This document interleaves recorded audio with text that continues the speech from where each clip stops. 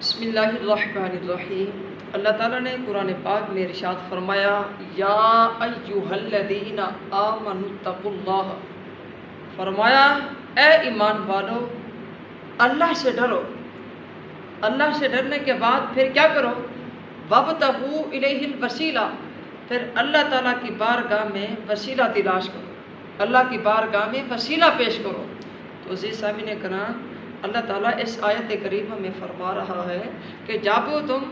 دعا مانگنے کے لیے میری بارگاہ میں حاضر ہو جاؤ تو پھر میرا قرب حاصل کرنے کے لیے تم وسیلہ تلاش کرو۔ جب تم وسیلہ پیش کرو گے میری بارگاہ میں، پھر میں تمہاری دعا کو مستجاب فرماؤں گا، پھر میں تم پر اپنی رحمت کے دروازے کھول دوں گا، فرمایا پھر میں تمہاری بخشش فرما دوں گا۔ تو عزیز سامعین کرام، حدیث پاک میں آتا ہے، حضرت عمر فاروق رضی اللہ تعالیٰ عنہ سے روایت ہے، آپ فرماتے ہیں حضور علیہ السلام نے ارشاد فرمایا کہ جب حضرت آدم علیہ السلام سے خطا ہو گئی تھی تو اللہ نے فرمایا قُلْ اهْبِطُوا مِنْهَا جَمِيعًا، اللہ نے فرمایا ہم نے حضرت آدم علیہ السلام کو کہا کہ تم جنت سے چلو جاؤ، زمین پر اتر جاؤ۔ تو جب حضرت آدم علیہ السلام کو جنت سے نکال دیا، جب وہ زمین پر آ گئے، اس کے بعد اللہ کی بارگاہ میں توبہ کرتے رہے،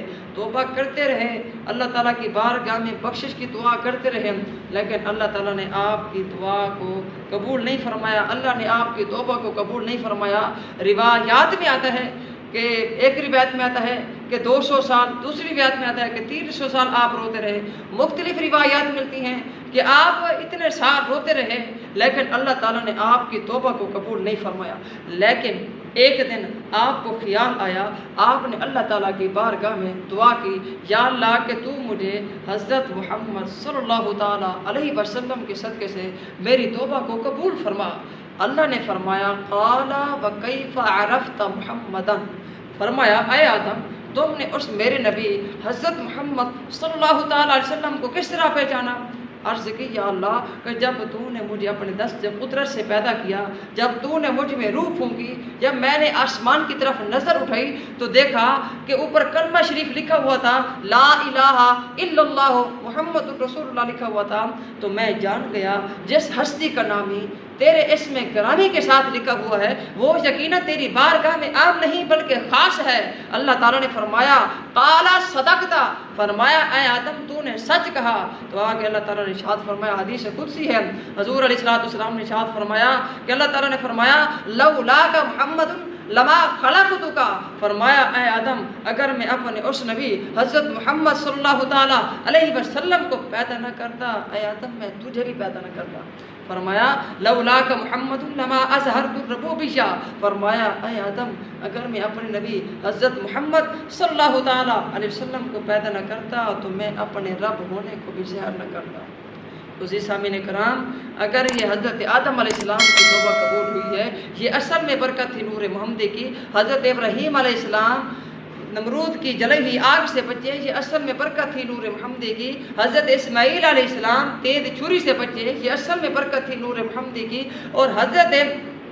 نوح علیہ السلام کی کشتی طوفان سے بچی، یہ اصل میں برکت تھی نور محمدی کی۔ مولانا عبد الرحمن جامی رحمۃ اللہ علیہ فرماتے ہیں اگر نام محمد را نیا مردے شفیع آدم، نہ آدم یافت توبہ نوح نہ عرض غرق نہ جینا، فرماتے ہیں کہ اگر نام محمد نہ ہوتا نہ حضرت آدم علیہ السلام کی توبہ قبول ہوتی، نہ حضرت نوح علیہ السلام کی کشتی طوفان سے بچتی۔ تو اس لیے میں کہنا چاہوں گا کہ دلوں سے غم مٹاتا ہے، دلوں سے غم مٹاتا ہے محمد نام ایسا ہے، نگر اجرے برساتا ہے محمد نام ایسا ہے، کوئی یعقوب سے پوچھے کہ یوسف مل گئے کیسے، بچھڑوں کو ملاتا ہے محمد نام ایسا ہے، انہی کے نام سے پائی ہے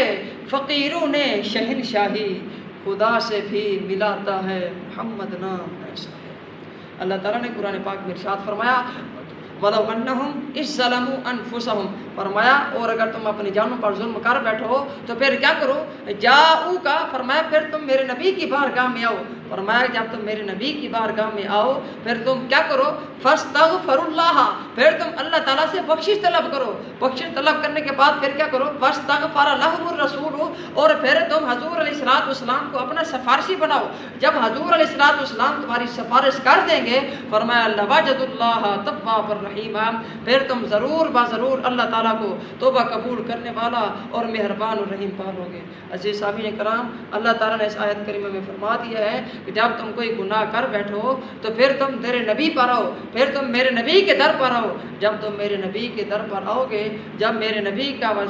میرے نبی تمہاری سفارش کر دیں گے، فرمایا پھر میں تمہارے گناہوں کو معاف فرما دوں گا اور میں تمہاری توبہ کو قبول فرما دوں گا اور میں تمہیں بخش دوں گا۔ جس طرح حدیث پاک میں آتا ہے کہ حضور علیہ السلام کے وصال کے بعد چند دن ہی گزرے تھے، اس حدیث کے راوی جو ہے حضرت علی المرتضیٰ ہیں، آپ فرماتے ہیں حضور کے وصال کے بعد چند دن گزرے تھے، ایک عرابی آیا، وہ حضور علیہ السلام کی قبر انور کے ساتھ چمٹ کر زاروں قطار رونے لگا اور اس کے بعد عرض کرنے لگا، یا رسول اللہ صلی اللہ علیہ وسلم، آپ نے جو فرمایا ہم نے اس کو سنا، اور اس کے بعد جو آپ پر قرآن پاک کی جو کتاب نازل ہوئی ہے اس میں یہ آیت کریمہ بھی ہے، وَلَوْ أَنَّهُمْ إِذْ ظَلَمُوا أَنفُسَهُمْ جَاءُوكَ فَاسْتَغْفَرُوا اللَّهَ وَاسْتَغْفَرَ لَهُمُ الرَّسُولُ لَوَجَدُوا اللَّهَ تَوَّابًا رَحِيمًا۔ عرض کی یا رسول اللہ، جو میں نے گناہ کر لیے ہیں اب میں آپ کی بارگاہ میں آ گیا ہوں، لہٰذا آپ اللہ تعالیٰ کی بارگاہ میں میرے لیے دعا کریں، میرے لیے سفارش کریں، تو لہٰذا اللہ تعالیٰ میری دعا کو قبول فرمائے، اللہ تعالیٰ میری توبہ کو قبول فرمائے۔ تو عزیز سامعین کرام، حضرت علی المرتضیٰ فرماتے ہیں کہ روزہ رسول سے یہ آواز آئی کہ اے فلاں شخص، اے فلاں عرابی، اللہ تبارک و تعالیٰ نے تجھے بخش دیا ہے۔ لہٰذا جب بھی کوئی مشکل گھڑی ہو تو اللہ تعالیٰ کی بارگاہ میں حضور علیہ السلام کا وسیلہ پیش کرو، تو انشاءاللہ اللہ تبارک و تعالیٰ تمہاری دعا کو ضرور مستجاب فرمائے گا۔